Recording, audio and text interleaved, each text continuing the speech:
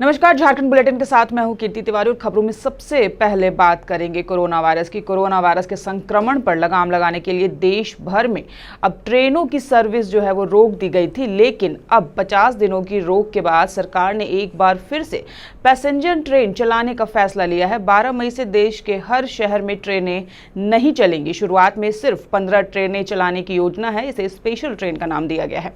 यात्रा के लिए ऑनलाइन बुकिंग ही करानी होगी और वो भी IRCTC की वेबसाइट से। सिर्फ कंफर्म टिकट वाले ही यात्रा कर सकते हैं। इसके अलावा यात्रा करने वाले सभी यात्रियों की स्क्रीनिंग टेस्ट भी की जाएगी। अब बात भाजपा विधायक ढुल्लू महतो की। भाजपा विधायक ढुल्लू महतो ने सोमवार सुबह धनबाद कोर्ट में सरेंडर कर दिया, जिसके बाद अदालत के निर्देश पर उन्हें न्यायिक हिरासत में जेल भेज दिया गया। भाजपा विधायक पर एक राजनीतिक दल की महिला कार्यकर्ता ने दुर्व्यवहार का आरोप लगाया था, जिसके बाद से वे लगातार पुलिस की पकड़ से बाहर चल रहे थे। कई बार पुलिस इन्हें पकड़ने इनके आवास पर भी गई, लेकिन पुलिस को बेरंग वापस लौटना पड़ा था। वहीं झारखंड में 4 नए कोरोना पॉजिटिव केस सामने आए हैं, जिसमें गिरिडीह में 3 और एक हजारीबाग के रहने वाले हैं। राज्य में अब कुल संक्रमितों की संख्या 160 हो गई है।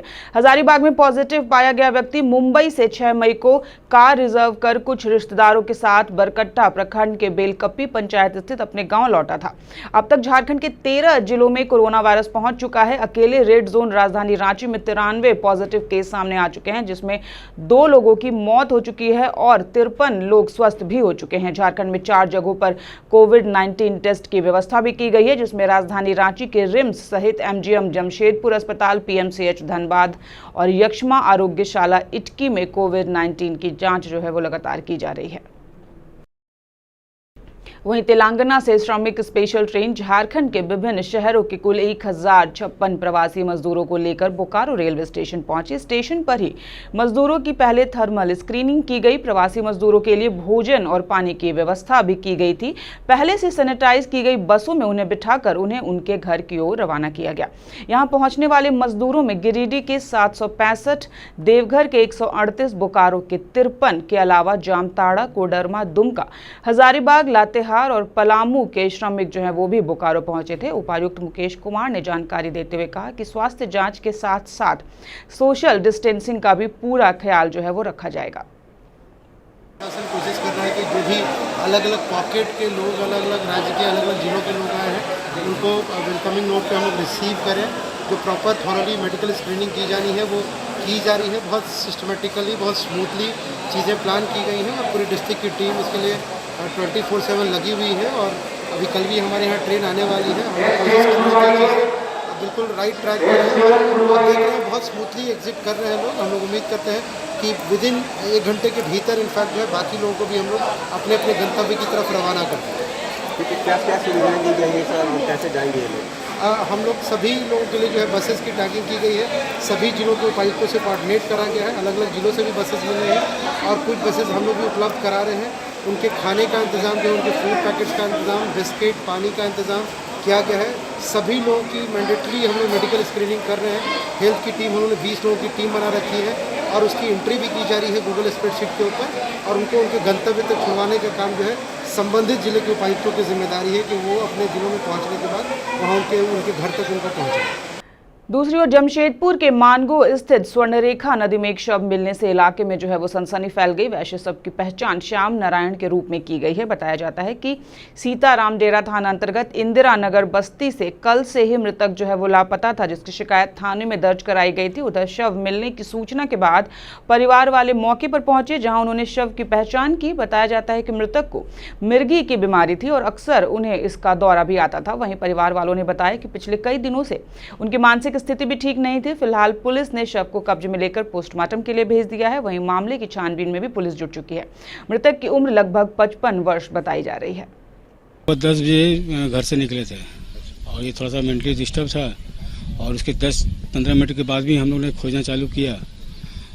कल दिन भर तो खोजते रह गए, नहीं मिला। अभी पुल पर से भीड़ भाड़ दिखा तो फिर हम बोले कि है, तो वहाँ बताया कि ये रेड कलर का टी-शर्ट पहने हुए हैं। तो फिर हम दौड़ के आए तो देखते हैं कि वही है, हमारा बड़ा भाई है। ये इनका नाम श्याम नारायण है, मेरा नाम धर्मेंद्र कुमार। ये इंदिरा नगर भुइयाडी दुलाल भैया के जो पीछे में बस्ती है उसी में रहते हैं। नहीं, ऐसा कुछ नहीं है, ये मेंटली डिस्टर्ब है। और निरसा की गुप्त सूचना के आधार पर रविवार को निरसा के मैथन थाना क्षेत्र के मेढा में एसडीपीओ विजय कुशवाहा के नेतृत्व में लंबे समय से संचालित जुआ अड्डा पर छापेमारी की गई। छापेमारी के दौरान जुआ खेलते 9 जुआरी पकड़े गए। साथ ही 1,03,650 रुपए नकद, 25 ताश की पत्तियां, 13 मोबाइल फोन एवं 6 मोटरसाइकिल को भी जब्त किया गया। हिरासत में लिए गए सभी 9 जुआरी और सामान पुलिस को सुपुर्द कर दिया गया है। इधर पुलिस मामला दर्ज कर मामले की छानबीन में भी जुट गई है। साथ ही ये भी पता लगाने की पुलिस कोशिश कर रही है कि जुआ का अड्डा कितने दिनों से संचालित हो रहा था और इन सब का सरगना कौन है। वहीं एटक के राष्ट्रीय आह्वान पर बोकारो इस्पात कामगार यूनियन ने अपने कार्यालय के समक्ष धरना प्रदर्शन किया और 15 सूत्री मांग पत्र देश के प्रधानमंत्री को भेजा। लॉकडाउन का पालन करते हुए केंद्र सरकार की प्रवासी मजदूर विरोधी गतिविधियों के खिलाफ प्रतिरोध जाहिर किया गया। उन्होंने अपनी 15 सूत्री मांगों में मुख्य मांगों का जिक्र करते हुए कहा कि विभिन्न राज्यों में फंसे मजदूरों को जल्द से जल्द उनके घरों तक निःशुल्क भेजने की व्यवस्था की जाए। 8 घंटों से 12 घंटे काम श्रम विरोधी आदेश को वापस लिया जाए। मजदूरों को जब तक काम नहीं मिलता प्रत्येक महीने उनके परिवार को 7,500 रुपए भुगतान किया जाए। यूनियन के महामंत्री कामरेड रामाश्रय प्रसाद सिंह ने कहा कि केंद्र सरकार मजदूरों के प्रति बिल्कुल भी गंभीर नहीं है। कार्यक्रम में बैठे हैं, उसका मेन उद्देश्य है जो भारत सरकार अभी हमारे देश के श्रमिक देश के विभिन्न कोने में जो फंसे हुए हैं और अपना राज्य आना चाहते हैं, उसे भारत सरकार आने का सुनिश्चित करे और देश के अंदर जो भी नागरिक हैं, सिर्फ बीपीएल ही नहीं एपीएल के लोगों को भी समुचित राशन का इंतजाम करे। सारे परिवार देश के जो भी श्रमिक हैं उनको 7,500 रुपया मासिक देने की गारंटी करे। देश के अंदर जो हमारे जहाँ भी मजदूर फंसे हुए हैं उनको अपने स्थान पर लाने की गारंटी करे। वहीं वैश्विक संकट कोरोना वायरस के बीच खुद को जिंदा रखना एक बड़ी चुनौती बनती जा रही है। वैसे पूरी दुनिया में तबाही मचाने के बाद कोरोना वायरस देश में अब जोर पकड़ने लगा है। एक तरफ पिछले 24 मार्च से लॉकडाउन के कारण करोड़ों मजदूर बेरोजगार हो चुके हैं और दूसरी तरफ बेरोजगार हुए नौजवानों और मजदूरों के सामने पेट चलाने की बड़ी चुनौती सामने खड़ी है। इन सबके बीच जमशेदपुर के हुनरमंद युवा और कामगार ईश्वर राव अपने हुनर के बूते वैश्विक संकट से संघर्ष कर रहे हैं। एक तरफ बेरोजगार हुए युवाओं द्वारा डोर टू डोर सब्जी, फल व अन्य जरूरत की सामग्री जो है वो सप्लाई की जा रही है ताकि उनका पेट भर सके। वहीं दूसरी ओर बांस के कारीगर लॉकडाउन के दौरान अपने हुनर और प्रतिभा के बल पर एक से बढ़कर एक खूबसूरत घरों में सजावट का सामान बना रहे हैं। वैसे इन्हें अपने व्यवसाय से दिन भर में अच्छी खासी कमाई भी हो जा रही है। ये बुके का स्टैंड है, लॉकडाउन का चलते इसका बिक्री एकदम नहीं है। खाली टाइम में क्या करेंगे, इसी के लिए हम बोले चलो इसी में लगे रहो। लॉकडाउन का बाद में इसको कोशिश करेंगे बिक्री करने का। उसके बाद में कैसा बाजार रहे क्या नहीं, बांस नहीं मिल रहा है, बहुत दिक्कत है।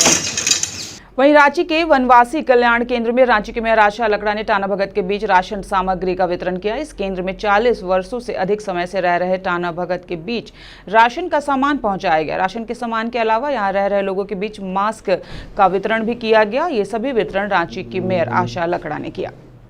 अलग कोना में वनवासी कल्याण केंद्र जहां कोई भूखा ना रहे, अंतिम व्यक्ति तक सेवा करने का काम कर रही है। लोगों को सहयोग कर रहे हैं और सबको अनाज वितरण कर रहे हैं और सबके लिए सबके जीवन को रक्षक करने का काम कर रहे हैं। मैं लगातार कल्याण आश्रम का वीडियो भी देख रही हूँ। माननीय अतुल जोग जी का अलग अलग स्टेट का, अलग अलग जिला का, अलग अलग राज्य का कौन कहाँ क्या काम कर रहे हैं उनका पूरा ब्यौरा डालते हैं। ये बहुत ही सराहनीय कार्य है। मैं वनवासी कल्याण के अंदर वनवासियों के बीच में जाकर के काम करने वाले ऐसे संगठन है जो आरएसएस का एक पार्ट है और पूरे राज्य और राष्ट्र में काम कर रहे हैं। मैं उन्हें तमाम कार्यकर्ताओं को बहुत बहुत साधुवाद करती हूँ, धन्यवाद करती हूँ। लव कुश सोसाइटी पिस्का मोड़ के बच्चों ने भी अपनी पेंटिंग के माध्यम से इस बीमारी को और इससे बचने के उपाय को दिखाया। नन्हे बच्चों ने अपनी पेंटिंग के माध्यम से कई संदेश देने का काम भी किया ताकि इस महामारी में लोग कैसे सुरक्षित रह सकते हैं। वहीं कुछ बच्चों ने कोरोना पर कविता भी सुनाई। इनकी हौसला अफजाई के लिए बच्चों को सोसाइटी के लोगों ने सम्मानित भी किया। वहीं सोसाइटी ने कोरोना वॉरियर्स को भी सम्मानित किया। साथ ही साथ बच्चों के पेरेंट्स का कहना है कि इस लॉकडाउन में बच्चे घर में रहकर काफी कुछ नया सीख रहे हैं। अब बात कोरोना वॉरियर्स के सम्मान की। रांची के चुटिया थाना क्षेत्र में चुटिया थाना पुलिस के द्वारा फ्लैग मार्च किया गया।